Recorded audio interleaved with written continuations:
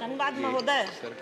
मैं आपके माध्यम से माननीय मंत्री जी से जानना चाहती हूँ, क्या ऐसे जिले जहाँ CSR के दायरे में आने वाली बड़ी कंपनियाँ स्थापित हैं, वहाँ की जनप्रतिनिधियों की अनुशंसा पर जनहित कार्य कराने की कोई गाइडलाइन है? माननीय मंत्री जी। जनाब चेयरमैन साहब, section 135 of the Companies Act provides the framework for the CSR spending. The first proviso to this, madam, ये कहता है कि जहाँ पर कंपनी स्थापित है वहाँ पर वो पहले कोशिश करे कि CSR के फंड वहाँ पर लागू हों, लेकिन ये मैंडेटरी नहीं है, ये डायरेक्टरी है। और जो ब्रॉड प्रिंसिपल भारत सरकार ने आज के दिन अपनाया हुआ है वो ये है कि केवल उस स्थान के ऊपर ही नहीं बल्कि कंपनी उसके अलावा भी बाकी देश के अंदर भी CSR का पैसा अगर खर्च कर सकती है तो जनरल लाभ पब्लिक का होगा। इस तौर के ऊपर सिर्फ इसको डायरेक्टरी किया गया, मैंडेटरी नहीं किया गया। सेकंड सप्लीमेंट्री नहीं पूछना चाहती। Thank you. Doctor L Hanumanthaiah ji. Doctor L Hanumanthaiah ji.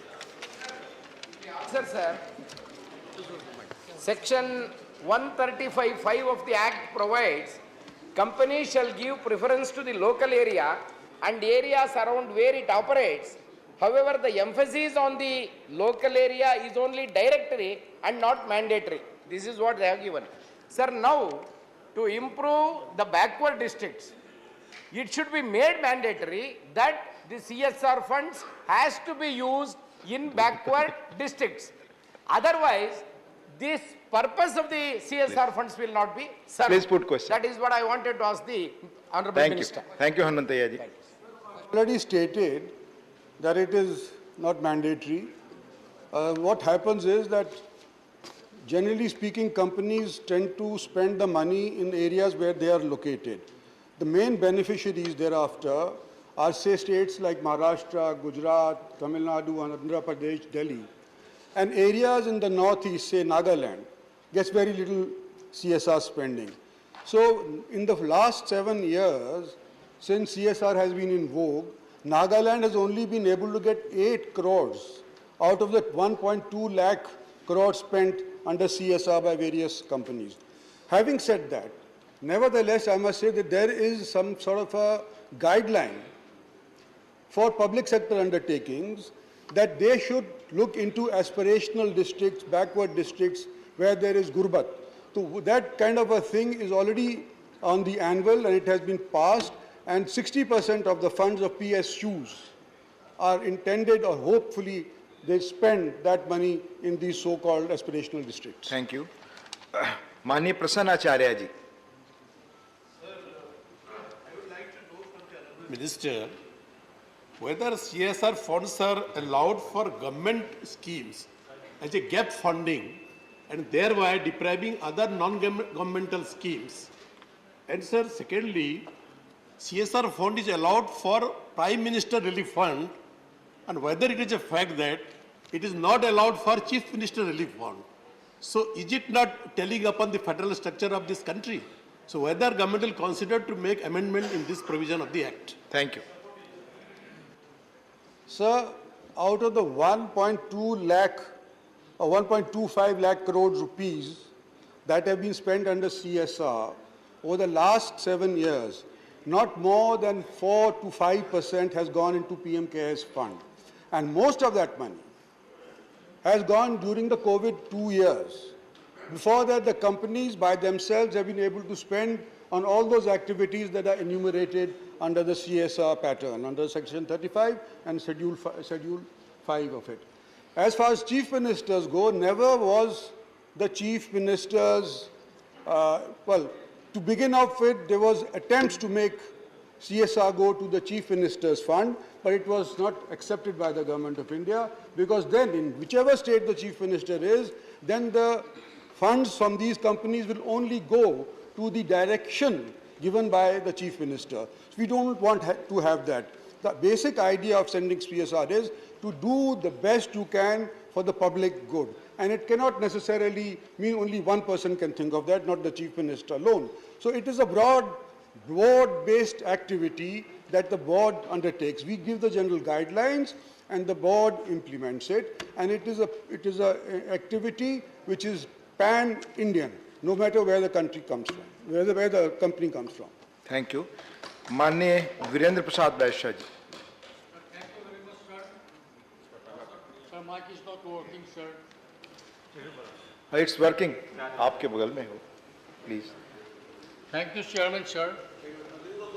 Corporate Special Responsibility Fund played important role इसमें और नहीं है ना. for the economical development of backward region of the country, sir. In his reply, written reply, Honorable Minister has said, Niti Aayog identified 82 districts of our country with earmark with the rupees of more than 331 crores, sir. And Minister himself admitted right now they have allotted only 8 crore rupees in the Nagaland. Sir, my question is that Northeastern region is a constituent of the 8 states. Out of this 82 districts, Niti Aayog identify how many districts from the Northeastern region and how many money already spent in the Northeastern region. I want to know, and I like to request Honorable Minister look after Please this be issue brief. seriously and try to enhance to help the people of Thank you. Northeastern Thank you. region. The idea of the Government of India is that it should be a broad-based activity. The responsibility of spending CSR funds lies with the board of the company. If we make it directory, then it will not go to states like the gentleman has said. We are trying to ensure that the company, through suggestion, that it should be made to spend the money not only in the area of its operation, but as broadly as possible throughout the country. And that is what is being done. We unfortunately cannot direct any company to say, okay, in the Northeast you must spend so much money. It's not directly, like I said earlier. Thank you. Question number 347, माननीय श्री कनक मेदला Ravindra Kumar ji. Sir, question number 347. माननीय मंत्री जी. First supplementary. Sir, as per the information given by the Honorable Minister, the borrowing space for the state given for the year calculated on the basis of the information submitted by the state. Once the COG audited state finance accounts are available, the adjustment on account of overborrowing by the state arises due to deviation in the information that was given. The finance account, as for the information, the Ministry of Finance, Department of Expenditure identified an amount of rupees 17,923.94 crores was excess borrowed by deviating the norms. What steps have taken to recover that amount? Whether that amount was adjusted in available Please, borrowing question. space? Please. Thank you.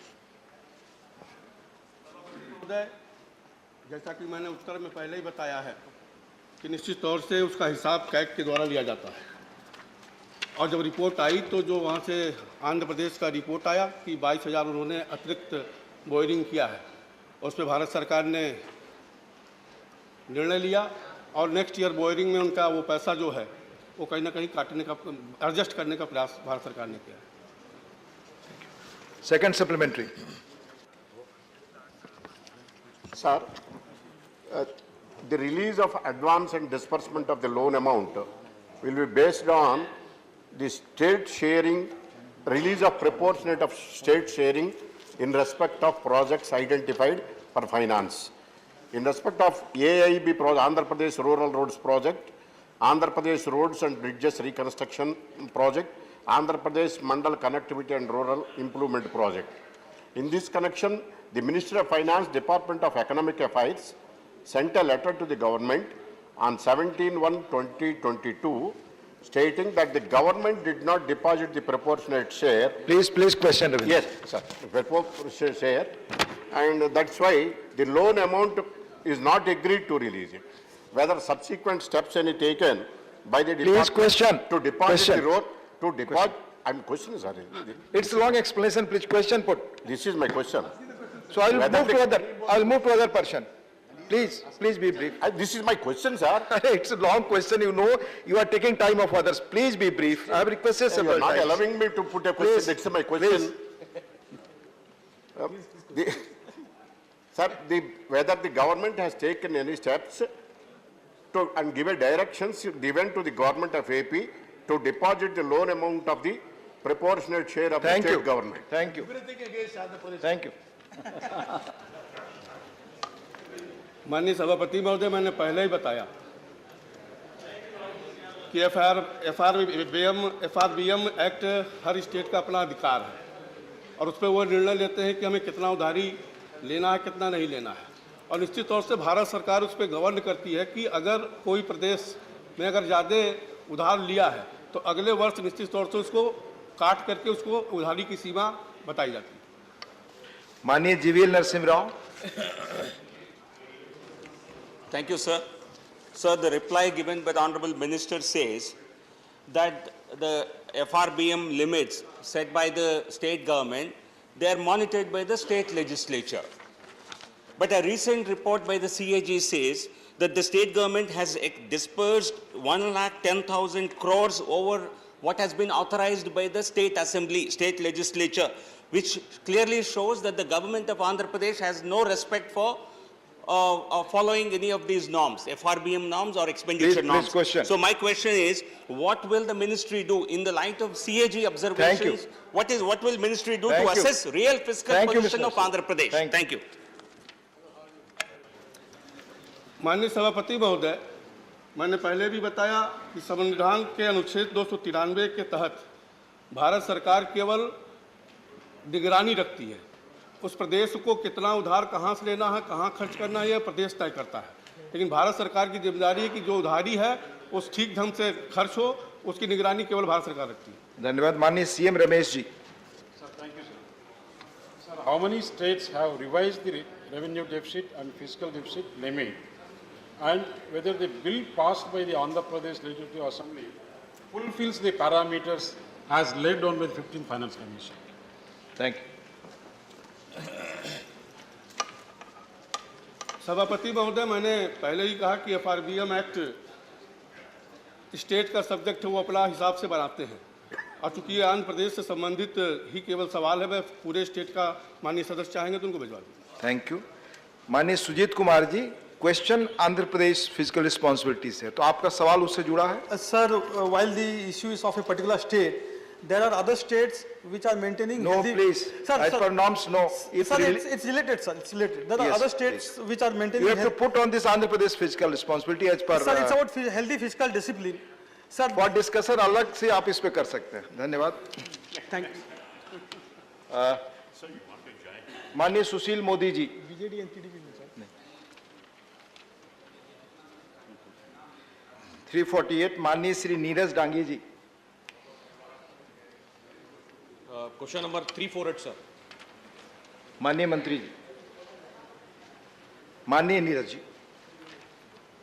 Sir, मेरा पहला supplementary question है माननीय मंत्री महोदय से आपके माध्यम से, देश में बाजारों में खुले में मिलने वाली नकली दवाइयों पर बीते 2 वर्षों के दौरान की गई कार्रवाई का ब्यौरा क्या है और इन दवाइयों पर रोक लगाने के लिए सरकार द्वारा क्या तंत्र इस्तेमाल किए जा रहे हैं?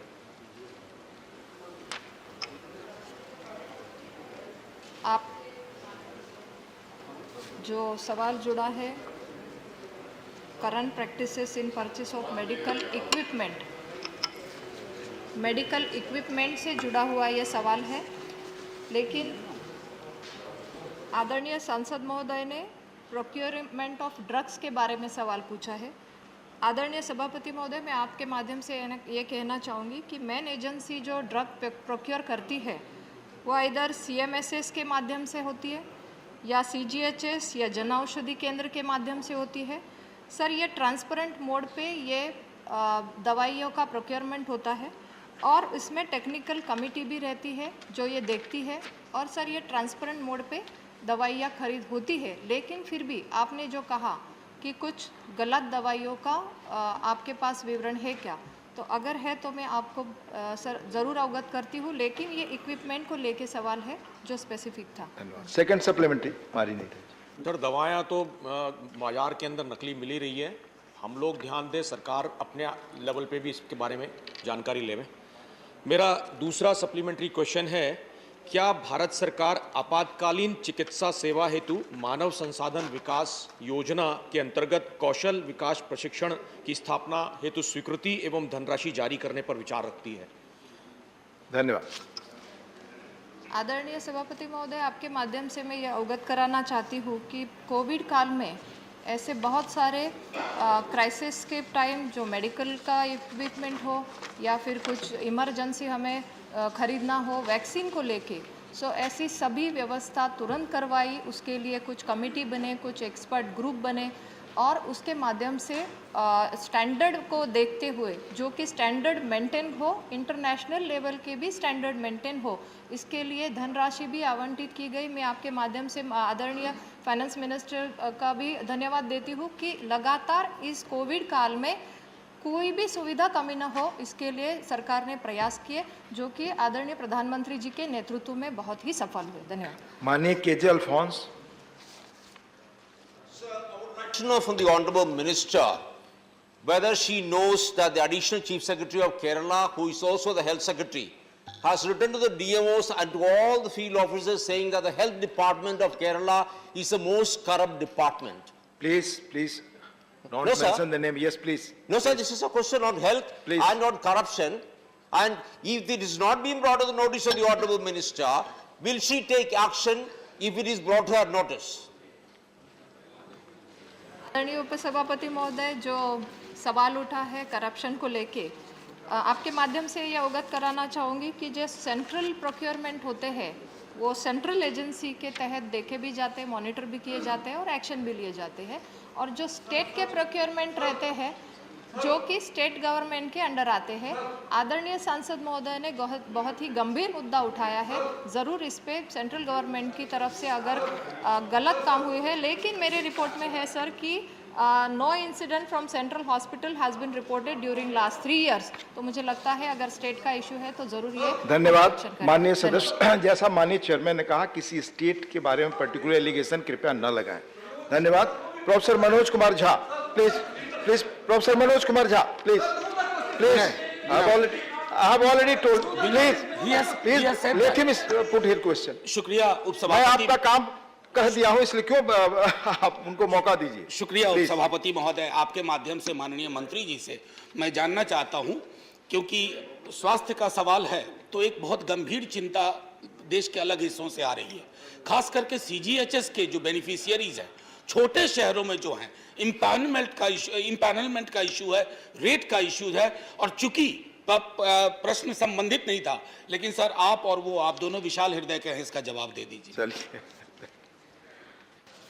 धन्यवाद आदरणीय उपसभापति महोदय, आपके माध्यम से मैं ज़रूर माननीय सांसद मनोज जी को धन्यवाद देती हूँ, क्योंकि सीजीएचएस का एक महत्वपूर्ण मुद्दा उठा के भी उन्होंने जो कहा है कि एम्पैनलमेंट बढ़ने चाहिए, तो ज़रूर इस पर हमारा विचार चल रहा है। और लगातार ये सीजीएचएस के सेंटर खुल भी रहे हैं, लेकिन सर उसके भी कुछ क्राइटेरिया होते हैं कि जितने एरिया में हमारे बेनिफिशरीज़ है उनकी कुछ संख्या होती है जिनके आधार पर इन सेंटर्स को मंजूरी भी मिलती है। लास्ट वीक ने आदरणीय कैबिनेट मिनिस्टर मनसुख भाई ने भी इस पे विवरण दिया था। और आदरणीय सांसद महोदय को मैं ज़रूर कहूँगी कि आपके क्षेत्र में अगर वो संख्या है और अगर सीजीएचएस सेंटर की डिमांड है तो हम ज़रूर इसमें काम करेंगे। धन्यवाद। Doctor Fauzia Khan ji.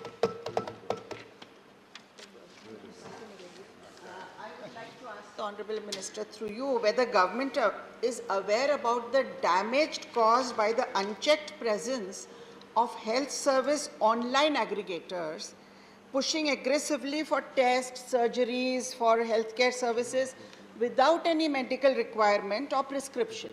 If yes, whether the government is considering to stop direct consumer advertising as suggested by the Consumer Drug Advocacy Group of All India Drug Action Network, AIDAN. Thank you. महोदय, माननीय सदस्य फौजिया जी ने जो सवाल उठाया है वो specific कुछ कंज्यूमर के बारे में जो कि ऑनलाइन एडवर्टाइजमेंट से प्रिस्क्रिप्शन जुड़ा के है, बारे में relates जुड़ा to है, other तो मुझे लगता है कि इसमें थोड़ा डिटेल लेके मैं ज़रूर सांसद महोदय को अवगत कराऊंगी। लेकिन फिर भी जो स्टेट गवर्नमेंट के अंडर जो क्लिनिकल एस्टेब्लिशमेंट एक्ट के तहत कुछ प्रिस्क्रिप्शन के अगर हमें प्रॉब्लम्स है या शिकायतें हैं, तो वो स्टेट गवर्नमेंट उन क्लिनिकल एस्टेब्लिशमेंट एक्ट के तहत उन हॉस्पिटल के थ्रू एक्शन ले सकते हैं। धन्यवाद। क्वेश्चन नंबर 349 माननीय शक्ति सिंह गोयल जी। माननीय मंत्री जी, माननीय मंत्री जी। सर उत्तर सभा पटल पर रख दिया। First supplementary. माननीय सभापति महोदय, बड़ा गंभीर सवाल था। मैं उम्मीद करता था कि कैबिनेट मंत्री हमारे गुजराती भाई मांडविया जी जवाब देंगे। बड़ी शालीन मंत्री राज्य कक्षा की है, उनको ही जवाब देना है। खैर इनका सब्जेक्ट है। मैं ये जानना चाहता हूँ, यहाँ इस हाउस में बैठे हुए हमारे में से कोई भी यहाँ हाथ रख के कहेंगे, कोविड के दौरान हमें फ़ोन आते थे, हमें डॉक्टर्स ने, हमें गवर्नमेंट ने भी कहा कि ऑक्सीजन सप्लाई नहीं थी और डेथ हुए हैं, ये हकीकत है। अब यहाँ पे सरकार का जो रिटर्न रिप्लाई है, उस रिटर्न रिप्लाई में कहा गया है कि कोविड की वजह से 5,21,358 डेथ हुए हैं। मैं फर्स्ट सप्लीमेंट्री में आपके जरिए ये जानना चाहता हूँ कि गुजरात सरकार ने पहले कहा था कि कोविड में 10,000 लोगों ही सिर्फ मृत्यु हुई है, 10,000 एंड ऑड। सुप्रीम कोर्ट ने कहा कि आपको मुआवजा के लिए डिटेल दीजिए, जांच कीजिए। उसके बाद निकला कि 1.5 लाख से ज्यादा लोग गुजरात में कोरोना से मृत्यु हुए हैं, ऑफिशियल फिगर आया बाहर। तो इधर ये जो 5,21,358 है, उसमें गुजरात का कौन सा फिगर है, 10,000 या 1.5 लाख? धन्यवाद। उपसभापति महोदय, आपके माध्यम से मैं ये ज़रूर कहना चाहूँगी, आदरणीय शक्ति सिंह जी ने, माननीय संसद जी ने उपस्थित किया मुद्दा। पहला तो ये है कि माननीय कैबिनेट मिनिस्टर आज जो कॉन्फ्रेंस पे गए हैं, तो वो भी एक देश की सक्षम भूमिका रखने के लिए ही गए हैं। वो देश की एक अच्छी भूमिका जो कि ग्लोबल लेवल को भारत को सराहना जा रहा है। मुझे लगता है अगर इस अच्छी बात को अप्रिशिएट किया जाए तो मैं बहुत धन्यवाद देती हूँ। लेकिन ये बहुत ही गंभीर मुद्दा है और आदरणीय सांसद महोदय ने जो पूछा था कि क्या ऑक्सीजन को लेके क्या व्यवस्था और डिमांड के बारे में, फिर एक बार ये माननीय कैबिनेट मिनिस्टर मनसुख भाई ने लास्ट वीक में और लास्ट सेशन में भी इसका जवाब डिटेल दिया था। मैं फिर एक बार बड़ी नम्रतापूर्वक ये कहना चाहूँगी सर, क्योंकि ये सर लगातार ये मुद्दा आता है, कुछ बातें भी फ्लोर पे रखनी ज़रूरी है कि union government has requested states UTs to furnish the details as asked for. Sir, इसमें से 20 states and UTs have responded and none of the states and UTs have reported confirmed deaths due to oxygen shortage. Sir, हमने लगातार इस बारे में उन राज्यों को पत्र भी लिखे हैं, वो पत्र के भी डिटेल्स हमने दिए हैं। उसमें सर 11 बार हमने ईमेल्स भेजे हैं, चिट्ठियाँ लिखी है, कुछ राज्यों को रिमाइंडर दिए हैं। सर राज्यों ने देने के बाद ही हम सेंट्रल गवर्नमेंट उसको पार्लियामेंट पे रख के बोलते हैं। लेकिन सर जैसा कि इन्होंने कहा कि पहले मृत्यु की संख्या कम थी और आज आपने जो डेटा दिए हैं वो 5 लाख का डेटा है डेथ्स का। सर ये बहुत ही दुखदाई है, क्लेशदायी है कि एक ऐसा पेंडेमिक आया कि जिसमें हम इस कोविड को जो नया था उसमें डेथ्स के बारे में भी रिपोर्ट करना हो, तो इसमें सर लगातार सेंट्रल गवर्नमेंट से रिसर्च बेस्ड जो भी आता था उसके नोटिफिकेशन, उसमें गाइडलाइंस जाते थे। और तो और सर जो भी डेथ के बारे में रिपोर्टिंग था उसमें भी सर व्यवस्था दी गई कि ये इन्होंने करना है पोर्टल पे। लेकिन सर कुछ राज्यों ने जो कि उस टाइम नहीं किए वो आज भी कर रहे हैं। इसीलिए सर आज आपने जो सवाल उठाया, लेकिन सर आपने गुजरात के बारे में पूछा है तो मैं उसका डिटेल आपको ज़रूर देती हूँ। सर उसके बाद भी ये एक्स ग्रेशिया का भी जो NDMA के थ्रू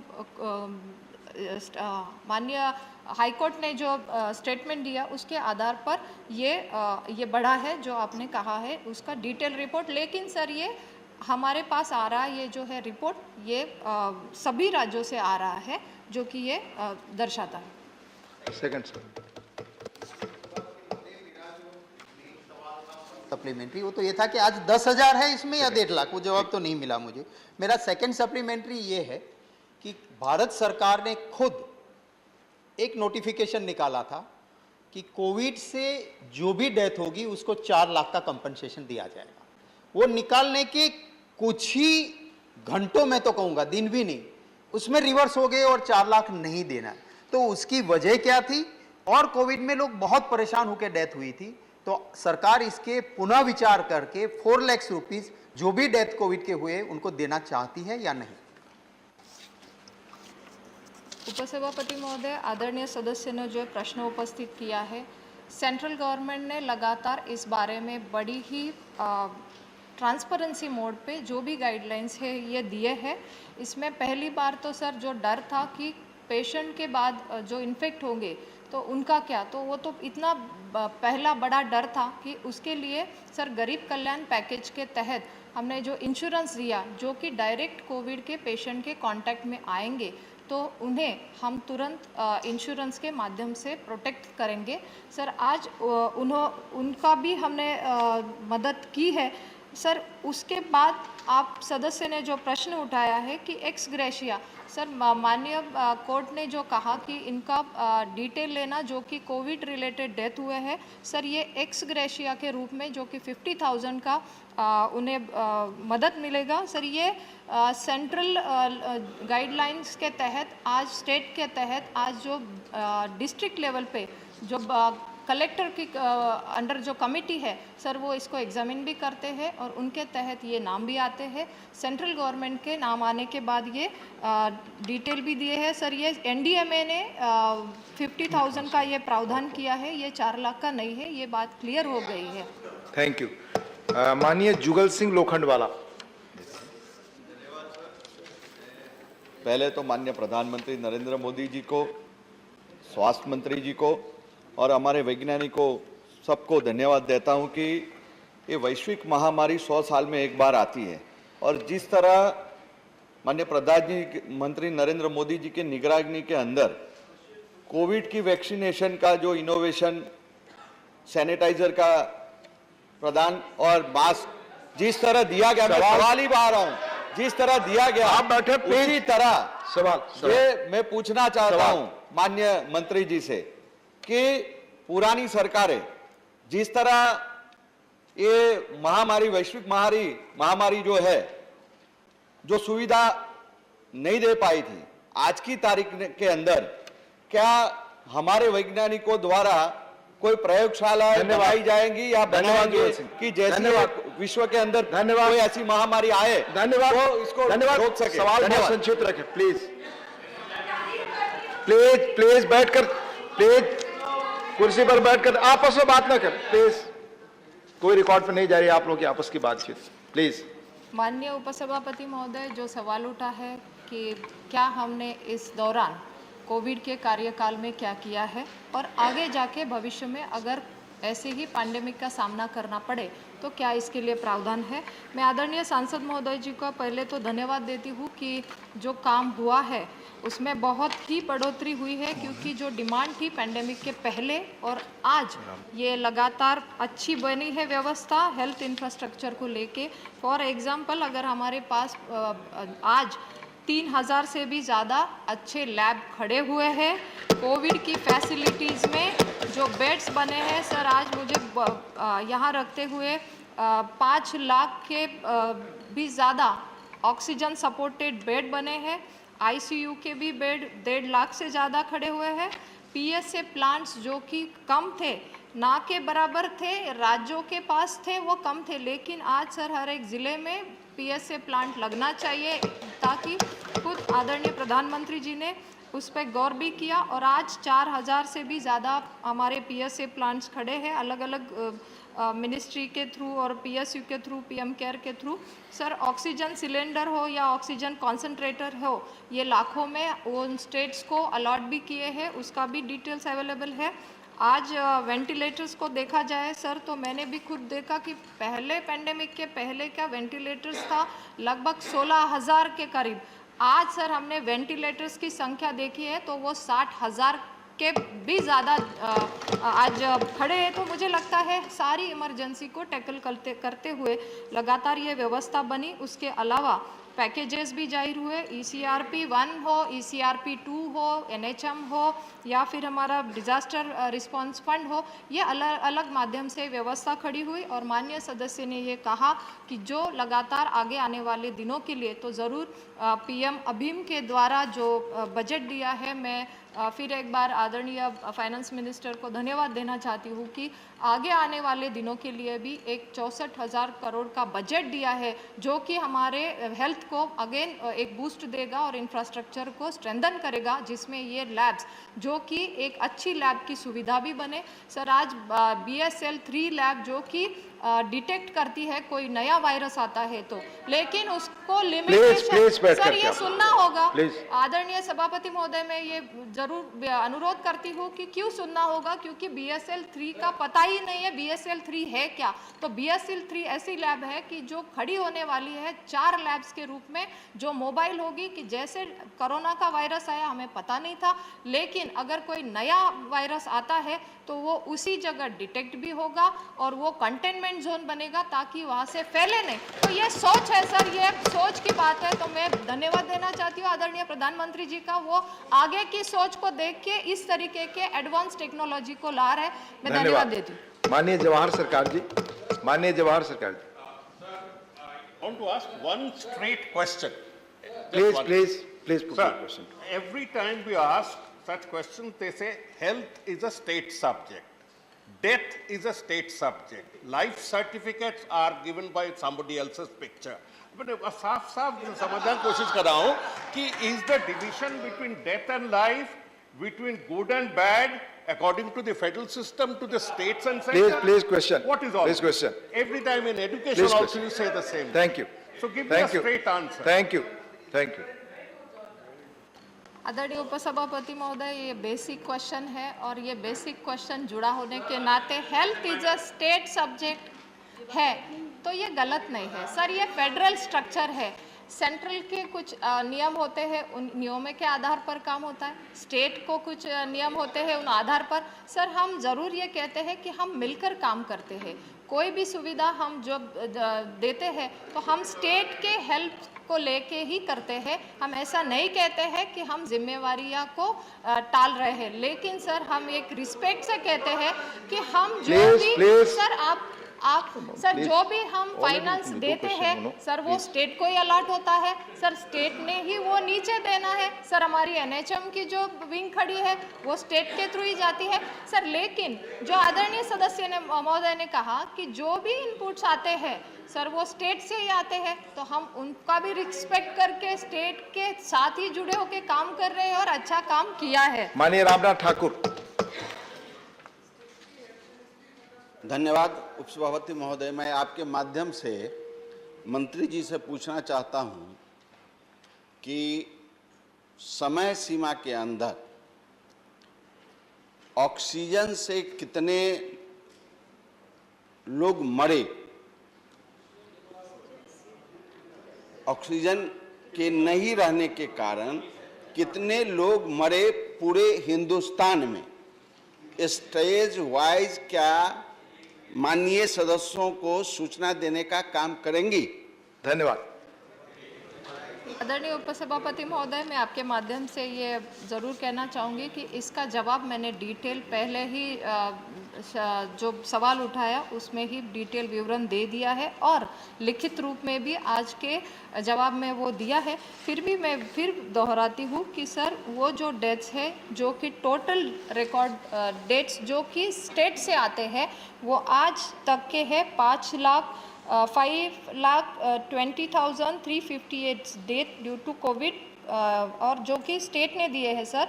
माननीय सदस्य ने जो सवाल उठाया फिर एक बार दोहराती हूँ कि यूनियन गवर्नमेंट ने रिक्वेस्ट की थी सारे स्टेट्स यूटीज़ को कि वो डिटेल्स दे दे जो पूछा है, लेकिन आज के दौर पर 20 स्टेट्स एंड यूनिट्स ऐसे हैं कि जिन्होंने रिस्पॉन्ड किया है, लेकिन none of the states and UTs have reported confirm deaths due to oxygen shortage.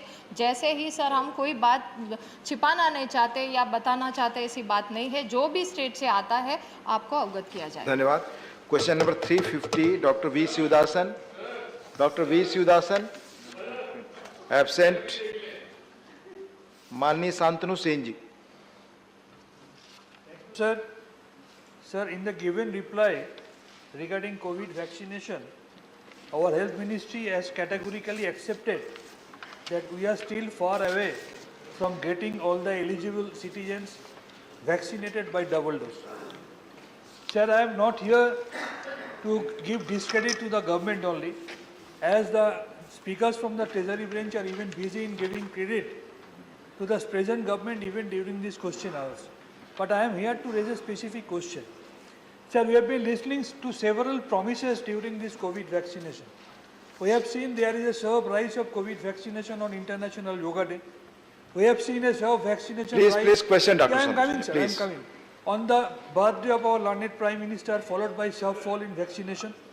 My question, which is a long-standing question in the mind of the people at large in the country, can our minister give a specific date? Because earlier I used to learn that by 31st of December 2021, all eligible citizens will be vaccinated by double dose.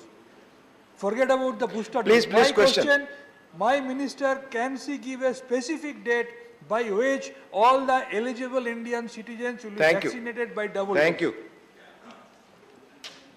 उपसभापति महोदय, मैं पहले तो माननीय सांसद जी को बहुत बहुत धन्यवाद देती हूँ कि जो चिंता का विषय है वो भी उन्होंने रखा कि वैक्सीन को लेके। लेकिन उसके पहले मैं ये ज़रूर कहना चाहूँगी कि भारत का सबसे अच्छा, सबसे बड़ा वैक्सीन ड्राइव चला, जो कि दुनिया ने देखा, और जो हमारे बेनिफिशरीज है और लैंडसेट ने उनको हमने भी देखा। सर, सब जर्नल्स का भी हम विवरण लेते हैं, लेकिन मैं ये बात ज़रूर कहना चाहती हूँ, अगर आज 184 करोड़ को हम लोग पार कर रहे हैं, जिसमें कि फर्स्ट डोज 97% दिया गया है, सेकेंड डोज 85% दिया गया है। लेकिन सर, उसमें भी मैं कहना चाहूँगी कि ये जो किया है हमने, ये सबको मिलके सबके प्रयासों से हुआ है। हर एक ने अपना, आदरणीय सांसद सभी बैठे हैं यहाँ पे, सभी ने अच्छा ध्यान दिया है। हर घर दस्तक भी चला, अनेक ऐसे प्रोग्राम्स चले, मीडिया ने भी सपोर्ट किया, इसी कारण ये सक्सेसफुली ड्राइव चला। लेकिन सर, मैं कहना चाहूँगी कि ये वॉलंटरी है, जो कि हमने लिखा भी है, जो 94 करोड़ बेनिफिशरीज को हमने सामने रखा था। हमारी कमिटमेंट थी सर कि दुनिया में जो भी क्राइसिस चल रहे थे वैक्सीन को लेके, लेकिन भारत में ये नहीं होगा, भारत वैक्सीन अवेलेबल करेगा, वैक्सीन बनाएगा। वो सर कमिटमेंट पूरी कर दिया, आदरणीय प्रधानमंत्री जी के नेतृत्व में ये वैक्सीन बना भी और सभी को दिया भी। लेकिन सर, ये वॉलंटरी है। मैं माननीय सदस्यों को बहुत ही अनुरोध करती हूँ और कहती हूँ कि अगर ये वॉलंटरी है, लेकिन फिर भी हम सब जुट जाए इस मुहिम में कि सबकी सुरक्षा को लेकर हम सबके प्रयास और बढ़े, ताकि जो रहे हैं हम उनमें दे सकें। माननीय दिग्विजय जी।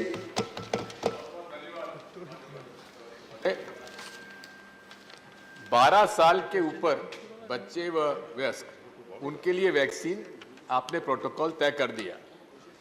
उन सभी भारतीयों को इस बात की चिंता है कि 12 साल से कम बच्चों के लिए अभी तक आपने कोई प्रोटोकॉल तय नहीं किया है, जबकि यूएसए और अधिकांश वेस्टर्न वर्ल्ड और मिडिल ईस्ट ने एज 5 से लेकर एज 11 तक प्रोटोकॉल मंजूर कर दिया है और वैक्सीनेशन प्रारंभ हो गया है।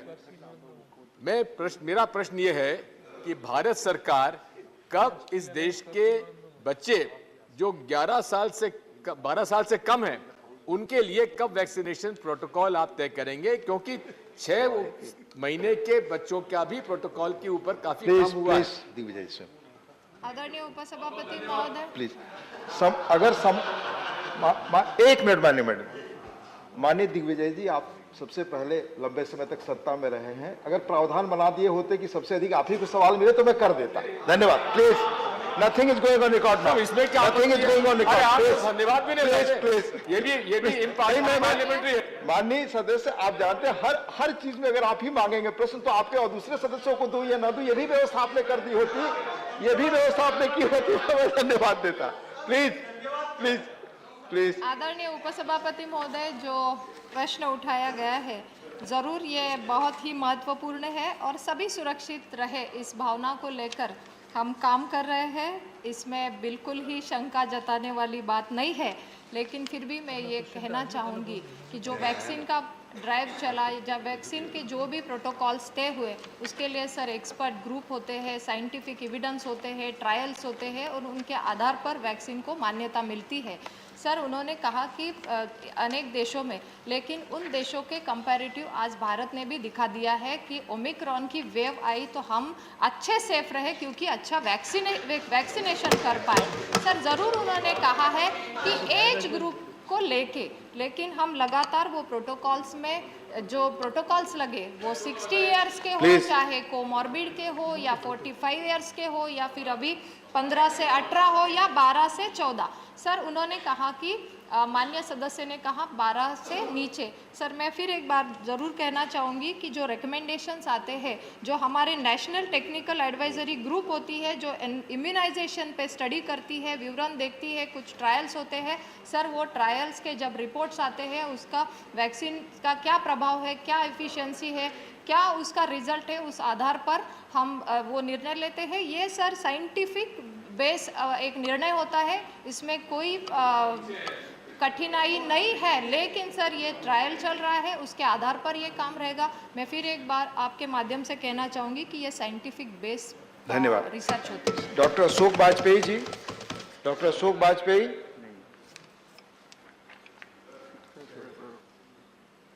देसाई जी।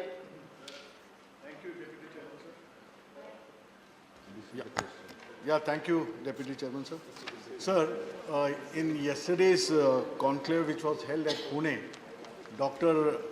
Adar Poonawalla, who has come out with the vaccine Covishield and which proved very beneficial to to one and all, not only in India but abroad also in foreign countries.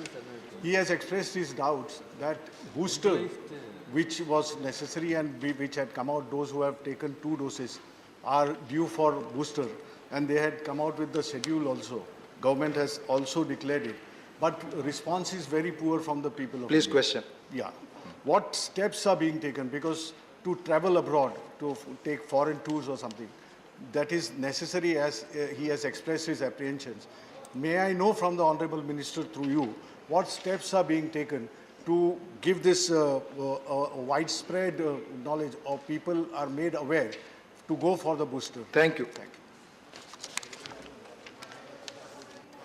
के माध्यम से ये ज़रूर कहना चाहूँगी कि जो सवाल उठा है फिर एक बार बूस्टर डोज को लेके है, ये इसी बेस पे आधार करता है कि जो एनटैगी हमें रिपोर्ट करती है, उनके रिकमेंडेशंस आते हैं जो कि एक national technical advisory group of immunisation पे काम करती है।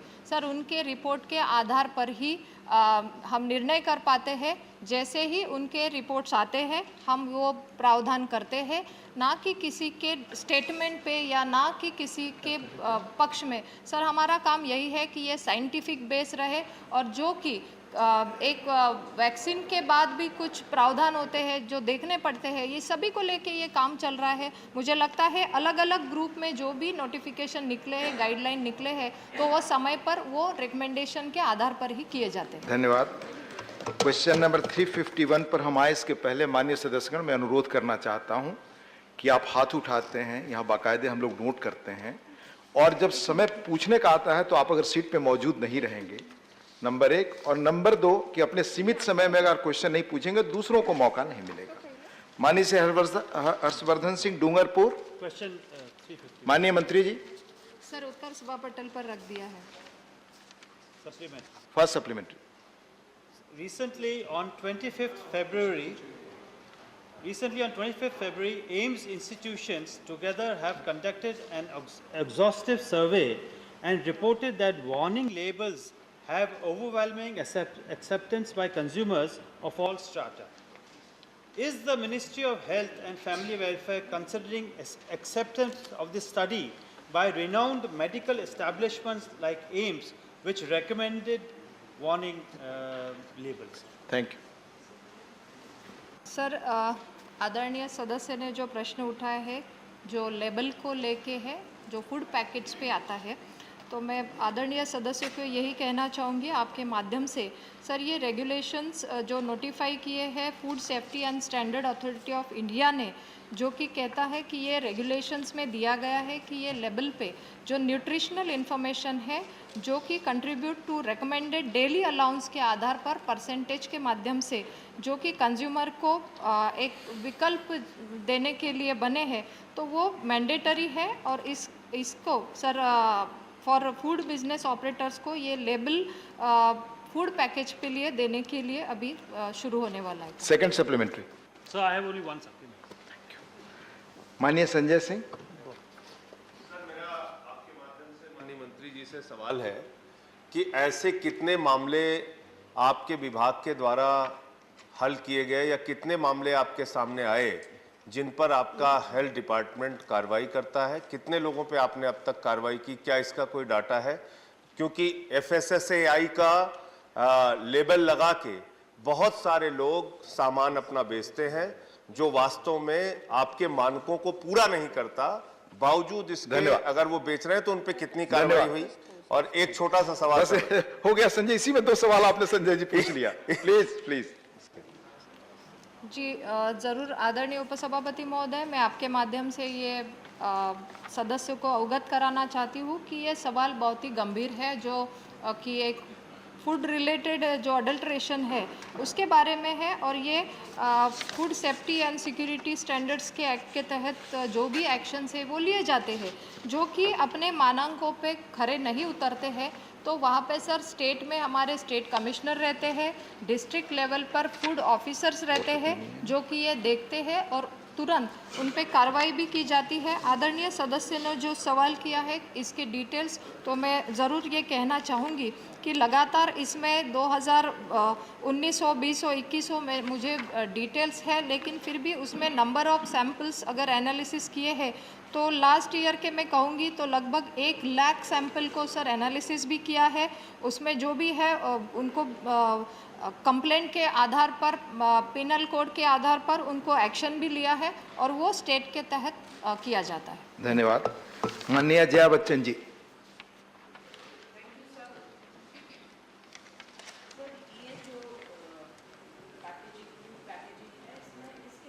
मैक्सिमम कंज्यूमर्स बच्चे होते हैं और बहुत से पैकेजेस जो हैं वो जेन्युइन नहीं होते हैं, लेबल नहीं होते हैं। क्या सरकार कोई अपने एडवर्टाइजमेंट्स के थ्रू या कोई ऐसे प्रक्रिया के थ्रू जनता को अवगत कराएगी कि आपको ऐसे ऐसे जगह में जाके कंप्लेन करना है और कितने दिनों में इस कंप्लेन के ऊपर कार्रवाई की जाएगी? क्योंकि सर ये एक है monosodium glutamate, this is found in a lot of the products which is very very harmful for human life. Thank you जय। आदरणीय उपसभापति महोदय, जो भी सवाल माननीय सदस्य ने किया है तो ये एक गंभीर मुद्दा भी है क्योंकि बच्चे लगातार कुछ खाते हैं तो उन्हें शायद पता नहीं है, ऐसे माननीय सदस्य का कहना है। लेकिन फिर भी सर हम यही कहते हैं कि जो भी रिकमेंडेशन के आधार पर जो भी स्टैंडर्ड को मेंटेन किए हुए हैं ये लेबल पे आना चाहिए, वो एक्ट के तहत मैंडेटरी है और अगर वो नहीं है तो उन पे एक्शन भी लिया जाता है। फिर भी अगर अवेयरनेस के बारे में कहा जाए तो लगातार ये अवेयरनेस प्रोग्राम चलता है मिनिस्ट्री के थ्रू और हमारी फूड सेफ्टी को लेके, हाइजीन को लेके, हेल्दी डाइट को लेके, ट्रांस फैट को लेके ये अवेयरनेस किया जाता है। उसमें सर न्यूट्रिशनल इन्फॉर्मेशन की भी ये दी जाती है। फूड सेफ्टी के आधार पर जो भी इश्यूज़ है वो भी उस माध्यम से दिए जाते हैं। सर ऑनलाइन भी हम उस पर काम कर रहे हैं कि जो अवेयर करे। उसके अलावा फिट इंडिया मूवमेंट चल रहा है, ईट टू राइट मूवमेंट चल रहा है, जिसके आधार पर हम कहते हैं कि क्या खाना ज़रूरी है और जो उचित है, लेकिन जो कंप्लेंट आती है तो उसको भी हम सॉल्व करते हैं। माननीय महेश पोद्दार जी। Thank you, Vice Chairman Sahab. Sir, the government has replied that nutritional information requires display of nutrients, but sir, there are many harmful ingredients like fat, salt, sugar, preservatives. It is not mandatory to specify them, and the result is that the consumer doesn't know how much to consume and what is the safe limit and what is beyond the limit. Sir, I think the government wants to make the people aware. So will they review and take the comprehensive view so that a person by seeing the level can know if I am exceeding the limit? Thank you. Mahesh ji. सभापति महोदय, जो पहले ही मैंने कहा है कि जो भी उस कंटेंट में आता है, चाहे वो शुगर है, फैट है, सॉल्ट है, उसका विवरण उस पैकेट पे देना अनिवार्य है, जो कि हमारा food safety and standard authority of limited का जो नोटिफाइड रेगुलेशन है उसमें दिया है। लेकिन फिर भी अगर डेली अलाउंस में कितना खाना है और कितनी हमारी मार्किंग है न्यूट्रिशन की, तो उस माध्यम से ये भी मैंडेटरी किया है कि वो उस लेबल पे आए, ताकि एक विकल्प चुन सके कि इसमें क्या हानिकारक हो सकता है। धन्यवाद। Now question number 352 honourable KRN Rajesh Kumar. माननीय मंत्री जी, जवाब सभा पटल पर रखा गया सभापति महोदय। Rajesh ji, put your first supplementary. Honorable Deputy Chairman, sir, first I thank you, this August House member and the ministers, because today the question is reached the serial number 7. Thank to all. Thanks to all your colleagues. Okay. Please. Sir, whether Indian agriculture sector will face the impact arising of the hostilities between Russia and Ukraine, which are the expected to push up the prices, availability of potash, a key component used in the manufacturing of the fertilizers. If so, what are the steps intended to be taken of the government? Thank you, Rajesh. पति महोदय, मैं आपके माध्यम से इस सभागृह को और पूरा देश के किसानों को आश्वस्त करना चाहता हूं कि पिछला साल भी भारत के किसान उर्वरक को लेकर के बड़ी चिंता थी, लेकिन माननीय प्रधानमंत्री नरेंद्र मोदी जी का नेतृत्व में समय समय पर निर्णय लेकर के भारत के किसानों को उर्वरक समय पर और सही दाम पर हमने पूरा कर दिया है। और इस साल भी आने वाला रबी और खरीफ के लिए भी भारत सरकार माननीय नरेंद्र भाई मोदी जी के नेतृत्व में, उनका मार्गदर्शन में पूरा आश्वस्त कर रखा है, ऐसा कोई परेशानी नहीं होगा। और कीमत जो कीमत आज दे रहे हैं, बल्कि दुनिया में जिसका इसका फीड स्टॉक की कीमत 4 दुगना 5 दुगना बढ़ा है, लेकिन भारत सरकार प्रतिबद्ध है, जो कीमत है वही कीमत पर हम किसानों को पूरा करेंगे। Second supplement. Indian Farmer Fertilizers Cooperative Organization is the largest producer of fertilizers as of now. It was under the Ministry of C&F. It is a relevant ministry. Logically, IFCO should work under the C&F ministry for better execution. Why the ministry has decided to transfer this organization to the Ministry of Cooperation? Thank you. उपसभापति महोदय, ये cooperative sector ही है इफको, इसी के लिए वो sector में वो काम करती है। लेकिन भारत सरकार का दिशा निर्देशन के अंदर ही हमारा जो NBS के आधार पर जो हम प्रोड्यूसन करते हैं, वो हमारा नियम के तहत ही वो प्रोडक्शन करके हम किसानों को देते हैं। उपसभापति, धन्यवाद। माननीय कामाख्या प्रसाद तासा जी। सर, मंत्री जी का आंसर देखा, मंत्री जी काफ़ी डिटेल से बताया है। मेरा क्वेश्चन है सर, आसाम में एक फर्टिलाइज़र फैक्ट्री है, उसका नाम है Brahmaputra valley fertiliser corporation limited. इसका यूनिट 1 और 2 बंद हो चुका है। 3 के लिए ऑनरेबल हम लोग का सरदार फाइनेंस मिनिस्टर ने 100 करोड़ का एक पैकेज दिया था, वो पैकेज का क्या हुआ? और 4th यूनिट जो है नहीं होने से 3rd यूनिट भी बंद हो जाएगा, क्योंकि नॉर्थ ईस्ट में EI पूर्ति जो है ये फुलफिल करता है, ये एक ही फर्टिलाइजर कंपनी है। इसका यूनिट 2 और 3 बंद हो, 1, 2 बंद हुआ, 3 के लिए 100 करोड़ दिया, उसका क्या हुआ? 4 कप। धन्यवाद कामाख्या जी। BVFCL का यूनिट को हम लोग नेशनल यूरिया पॉलिसी के अंतर्गत हमने 21 मई 2015 को हमने उनको परमिशन दिया है, ताकि इसके अंदर वो फिर से एक बार चालू करने के लिए, इतना हम बता सकते हैं उपसभापति महोदय? माननीय Tiruchi Siva ji, honourable Tiruchi Siva, your question is on this. Yes, supplementary. Thank you, sir. Thank you, Deputy Chairman, sir. Sir, the new NUP 2015, with the objective of maximizing indigenous urea production, promoting energy efficiency in urea production and rationalizing subsidy burden on the government. So my question to the minister is, while rationalizing the subsidy of burden to the government, will it not be transferring it to on the shoulders of the farmers? Because already the farmers are suffering of not getting due and genuine price for the produce, but the input costs have increased. So when the subsidy has been reduced and shouldered on the burden on the shoulders of the farmers, will it not burden them? And do you consider of? Thank you. You have put your question yes, already. Will you consider of the problems that are faced by the farmers because of the hiking the prices of fertilizers? उपसभापति महोदय, national urea policy के अंतर्गत जो maximising indigenous urea production, promoting energy efficiency, ये मुद्दा लेकर के हम आए थे। इसी के अंतर्गत देश के अंदर 25 ऐसे गैस बेस्ड प्रोजेक्ट हमने उसको गैस बेस्ड पर कन्वर्ट करके उनको हमने चालू किया है। इसी का नतीजे से करीब 25 से I will come back, let him please listen him, no issue. पिछला 14 साल से मतलब 2014 से के बाद अगर कंपेयर करें तो 20 से 25 लाख मेट्रिक टन हमने उत्पादन ज़्यादा किया है। तो सदस्य का क्वेश्चन है कि फीड स्टॉक का कीमत वगैरह बढ़ने के बावजूद ये ट्रांसफ़र जो रैशनलाइजेशन किसानों के ऊपर बोझ बढ़ेगा। किसी हालत में किसानों के ऊपर बोझ मोदी सरकार नहीं बढ़ने देता, क्योंकि BE 2021 और 22 के अंदर बढ़ने नहीं देगा। सुनिए इधर,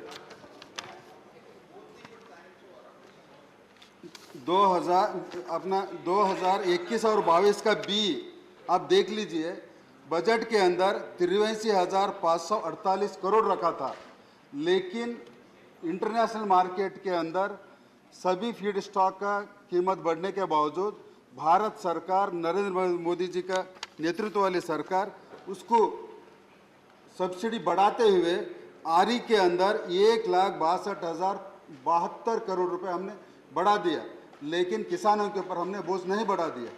और इसी के अलावा इस साल भी हमारा बजट के अंदर पिछले साल का बजट एस्टिमेट से भी ज़्यादा पैसा रख करके 1,09,242 करोड़ माननीय नरेंद्र मोदी सरकार, माननीय वित्त मंत्री जी ने दिया। मैं धन्यवाद देना चाहता हूं। पिछले साल से भी हम लोग 25,654 करोड़ रुपए बजट के अंदर परियोजना ज़्यादा किया है। फिर भी इस साल अगर बढ़ने के बावजूद भी फिर आरी के अंदर नरेंद्र भाई मोदी जी के सरकार किसानों के ऊपर किसी हालत में बड़ा नहीं बढ़ने देगा, ये विश्वास देता हूँ। धन्यवाद। माननीय जयप्रकाश निषाद जी, प्लीज। माननीय जयप्रकाश निषाद जी। सबसे पहले तो मैं इस देश के प्रधानमंत्री जी को बधाई देता हूं कि बहुत सारे उर्वरक कारखाने बंद हो गए थे, उन्होंने बना के किसानों के जीवन में खुशहाली लाने का काम किया है। माननीय मंत्री जी से मैं जानना चाहता हूं, क्या माननीय मंत्री जी बताने की कृपा करेंगे कि गोरखपुर में जो खाद कारखाना बन के तैयार है, क्या किसानों के लिए भरपूर मात्रा में उर्वरक समय से देने का काम करेंगे? गोरखपुर पिछला फरवरी के अंदर कमीशन हो चुका है, अभी उसका प्रोडक्शन चालू है। तो निश्चित रूप में हमारा NIP और NUP के तहत जो इतना प्लांट हमने खड़ा कर रखा है, इसी के लिए आत्मनिर्भर इस उर्वरक के अंदर देश बने, इसी का एक मुद्दा लेकर के कोया था। तो करीब करीब आने वाले दिनों के अंदर 1,04,000 लाख मेट्रिक टन यूरिया देश के अंदर बनेगा और निश्चित रूप से किसानों को हमारा इंडिजिनियस प्रोडक्शन मिलेगा। क्वेश्चन नंबर 353, माननीय Shri GC Chandrashekhar ji. This side, sir. माननीय Shri GC, please. Question number 353, sir. माननीय मंत्री जी। सर, उत्तर सभा पटल पर रख दिया। First supplementary. Sir, rural India doctor to patient ratio is around 1:10,926 as per National Health Profile 2019. In our state, Uttar Kannada district, if any emergency occurs in Sirsi Taluk, the patient has to go travel around 2.5 hours, 100 kilometers to Hubli or Shivamogga around Manya 3.5 Shekhar kilometers. ji, question hour is over now, please. Sir, this is the Let us third time, move. sir, it is happening like. Now, we are taking this bill, the chartered accountants, the cost and works accountants and the company secretaries amendment bill 2022. Srimati Nirmala